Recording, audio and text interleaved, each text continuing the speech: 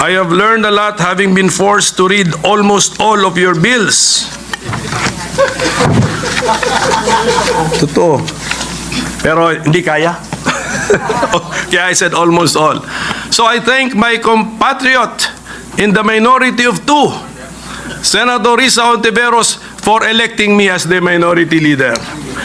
Ganun kasimple yung aming eleksyon, actually, Mr. President. So, iwan ko na lang po sa inyo bilang pakiusap ko ang mga panukalang batas na na-file ko na sumasalamin sa aking mga personal na advokasya. Kabilang dito ang pagtatag ng ospital para sa mga senior citizens. Saan si Senator Bongo? Sana pansinin naman niya ito. Ang modernisasyon ng Philippine Orthopedic Hospital. Ito, pag-isipan niyo po ito na mabuti. Ang pagbuwag ng travel tax. Because, I mean, nasa Constitution kasi that we have the right to travel, so we do not tax a right. At ang integrasyon ng computer programming sa basic education curriculum.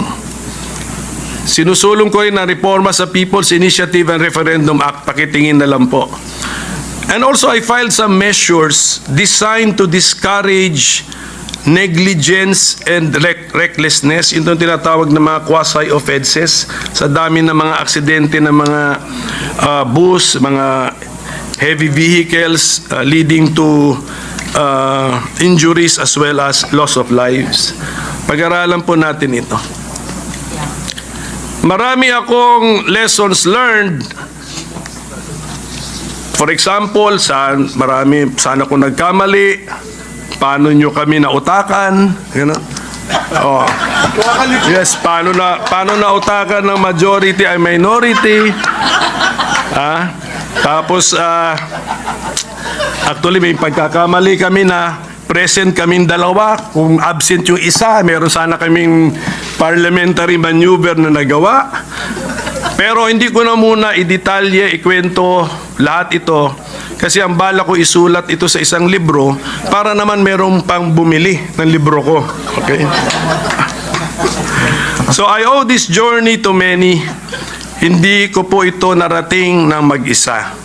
So to my colleagues, all of you, so if I look around, I think I've spent enough time in this chamber and I've been siguro so involved in your professional lives that I think I have personal relationships with all of you. Actually, with all of you.